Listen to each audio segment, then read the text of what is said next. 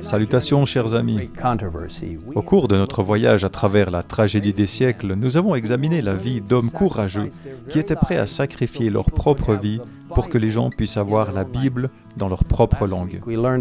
La semaine dernière, nous avons rencontré William Tyndale, qui a été étranglé à mort puis brûlé sur le bûcher pour avoir traduit la Bible en anglais. Mais même si Tyndale est mort, les graines de vérité qu'il avait semées à travers la parole de Dieu ont survécu, encourageant d'autres personnes, comme John Knox, à poursuivre le travail. Lorsque Knox fut traduit devant la reine d'Écosse et accusé d'hérésie, il affirma hardiment que la vraie religion ne venait pas de l'État, mais de la parole de Dieu. La reine lui répondit, « Vous interprétez les Écritures d'une façon, et les docteurs catholiques les interprètent d'une autre. Qui faut-il croire, et qui sera juge? » Il s'agissait d'une question très importante, qui est toujours d'actualité. Lorsqu'il y a des opinions différentes sur la signification d'un texte biblique, comment pouvons-nous savoir ce qu'est réellement la vérité? La réponse de John Knox résonne jusqu'à nous à travers les siècles. Il faut croire Dieu, qui nous parle clairement dans sa parole. Et il poursuit, la parole de Dieu s'explique elle-même. Et s'il semble y avoir quelque obscurité dans un passage, le Saint-Esprit, qui n'est jamais en contradiction avec lui-même, s'exprime plus clairement dans un autre, de telle sorte que le doute ne subsiste que pour ceux qui veulent obstinément demeurer dans l'ignorance.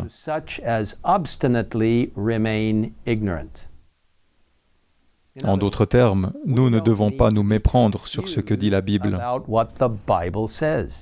Si nous l'abordons avec un cœur ouvert et humble, en demandant au Saint-Esprit de nous guider, le sens du texte deviendra clair. Grâce à la fidélité de John Knox et d'autres comme lui, la réforme s'est progressivement imposée en Écosse. En Angleterre, l'établissement du protestantisme en tant que religion nationale a ralenti les persécutions, mais ne les a pas totalement arrêtées. À la place du pape, le monarque du pays fut placé en charge de l'Église d'État. Le grand principe de la liberté religieuse n'était pas encore compris et les gens ne pouvaient pas pratiquer leur culte selon leur conscience. Chacun devait accepter les doctrines et observer les formes de culte prescrites par l'Église établie. Ceux qui n'étaient pas d'accord étaient persécutés. Et des milliers de pasteurs ont été démis de leurs fonctions. Il était interdit au peuple, sous peine de lourdes amendes, d'emprisonnement et de bannissement, d'assister à des réunions religieuses autres que celles définies par l'Église officielle. John Bunyan, un puissant prédicateur, fut jeté en prison pour avoir prêché la parole de Dieu. Enfermé pendant 12 ans, le témoignage de Bunyan ne pouvait être arrêté. Il commença à écrire des livres, dont le livre chrétien le plus influent de tous les temps, Le Voyage du chrétien ou du pèlerin. Publié en 2 parties, la première en 1678 et la seconde en 1684, ce livre extraordinaire s'est vendu à plus d'exemplaires que n'importe quel autre livre, à l'exception de la Bible. Depuis plus de 2 siècles, cette voix sortie de la prison de Bedford ne cesse de remuer les cœurs, a écrit Ellen White. Les ouvrages de Bunyan, Le Voyage du chrétien ou du pèlerin, et Grâce abondante ont amené un grand nombre d'âmes sur le sentier de la vie. 100 ans après Bunyan, à une époque de grandes ténèbres spirituelles, Dieu a suscité d'autres personnes pour apporter la lumière, notamment les frères John et Charles Wesley. Au milieu du XVIIIe siècle, la grande doctrine de la justification par la foi, si clairement enseignée par Luther et d'autres réformateurs, avait été pratiquement perdue de vue, et l'idée de compter sur les bonnes œuvres pour le salut faisait à nouveau partie de la pensée religieuse dominante. Les frères Wesley étaient membres de l'Église établie, mais ils cherchaient sincèrement Dieu. On leur avait enseigné qu'ils pouvaient obtenir la faveur de Dieu en menant une vie vertueuse et en observant les ordonnances de l'Église. Désireux d'être en accord avec Dieu, Il s'efforçait de mener une vie d'abnégation, mais il n'avait toujours pas trouvé la paix. Après avoir été consacrés au ministère, John et Charles Wesley ont été envoyés en mission dans ce qui étaient alors les colonies britanniques d'Amérique. À bord du navire se trouvait un groupe de Moraves, descendants de la première église protestante fondée par Jean Hus, au début du XVe siècle. Au cours du voyage, de violentes tempêtes ont éclaté et le navire a été ballotté sur une mer pleine d'écume. Confronté à une mort possible, John Wesley ressentait vivement qu'il n'avait pas l'assurance de la paix.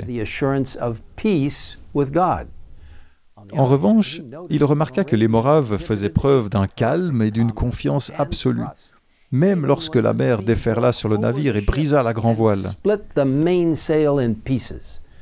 Alors que les autres criaient de peur, les Moraves continuaient à chanter.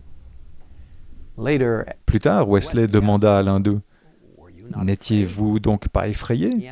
Il me répondit, « Grâce à Dieu, non. » Toujours intrigué, Wesley poursuivit, « Mais vos femmes et vos enfants n'avaient-ils pas peur ?» « Non, reprit-il simplement, « nos femmes et nos enfants n'ont pas peur de mourir. » Chers amis, aujourd'hui, Dieu désire nous donner le même genre de paix. Alors que les tempêtes de la vie s'abattent sur nous et que parfois tout semble perdu, nous pouvons encore avoir la paix au milieu de la tempête. Dans Ésaïe 43, les versets 1 à 3, Jésus nous promet « Ne sois pas effrayé, car je t'ai délivré. Je t'ai appelé par ton nom. Tu es à moi. Quand tu passeras par les eaux, je serai avec toi. Quand tu traverseras les fleuves, ils ne te submergeront pas. Quand tu marcheras dans le feu, il ne te fera pas de mal et tu ne seras pas brûlé. Puisque moi, l'Éternel, je suis ton Dieu, le Saint d'Israël, ton Sauveur. » Voulez-vous avoir cette paix que Jésus nous offre en ce moment?